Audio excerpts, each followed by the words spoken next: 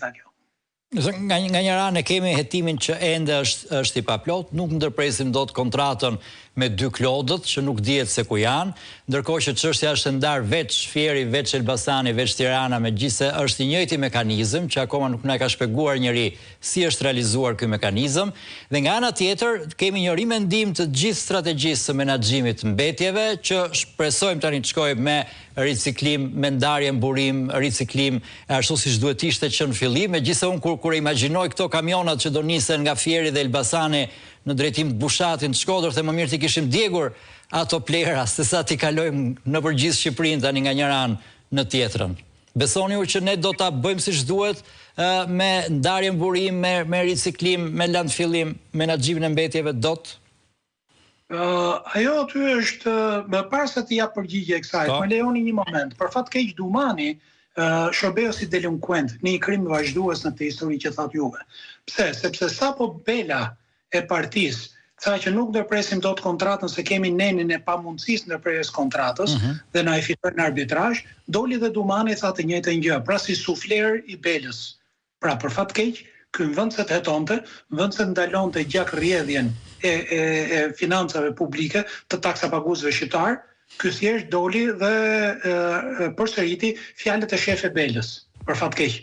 Kështu që është delinkuent në një krim vazhdues. Ju e thatë me të drejtë që është e njëjta skenë, është një grup i strukturuar kriminal që ka nisur me idenë e qartë për të vjedhur para me plerat. E nisi me Elbasanin, e vijoi me Fierin, e vijoi me Tiranën.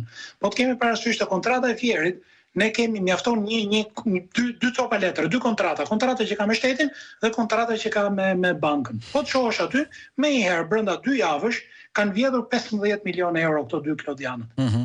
Ku i quhen këto 15 milion euro? Se 15 milion euro nuk i merr dot me letër. Me letër do i thonin të merrje me 5 apo 15 makina të nxirrje, kamion të mëdhej. Nuk i kanë marrë me kamion. I kanë marrë me llogari bankare.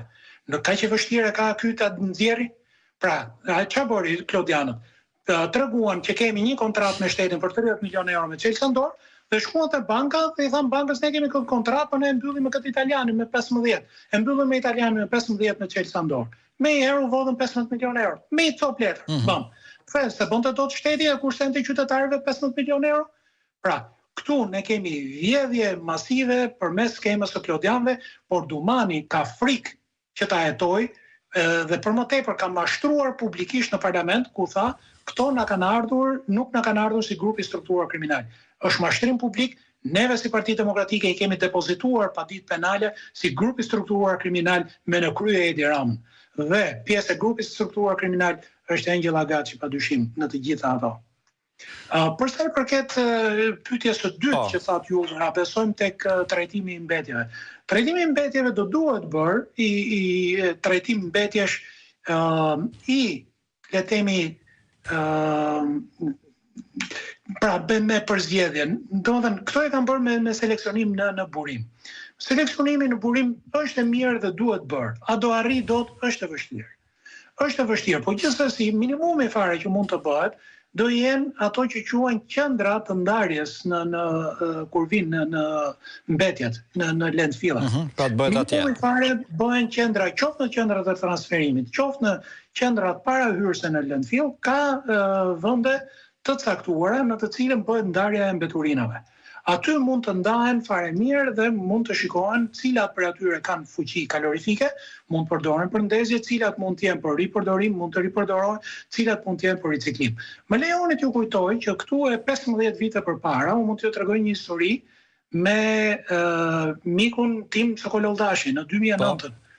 Në ministritë, ai ishte aso kohë ministri i punëve publike.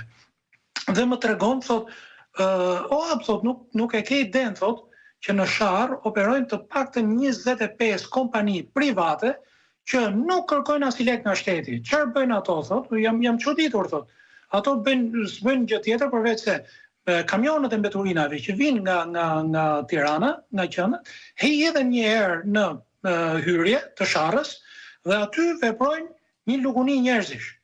Dhe marrin materialin që mund të ripërdoret apo të mund të riciklohet. Dhe këtu ja ushesin këtyre ricikluesve dhe janë gati 25 kompani e riciklimi, të cilat ja u japin këto kryesisht komunitetet rom që punonin aty. Sa minimumi fare në zgjat jetën e lëndfillit Sharrës dhe kjo është shumë gjë e mirë. Pra kjo ishte qysh aso kohë. Pati një tentativë deri diku për t'u lavdëruar, për të hequr këtë, për të mos parë ndarje, pra hidheshin në mjedis të hapur dhe punonin njerëzit mjedis të hapur. Pra për të krijuar një qendër në të cilin të ishte mbuluar, të punonin me doreza, me maska, me kushte goxha më të mira, kishin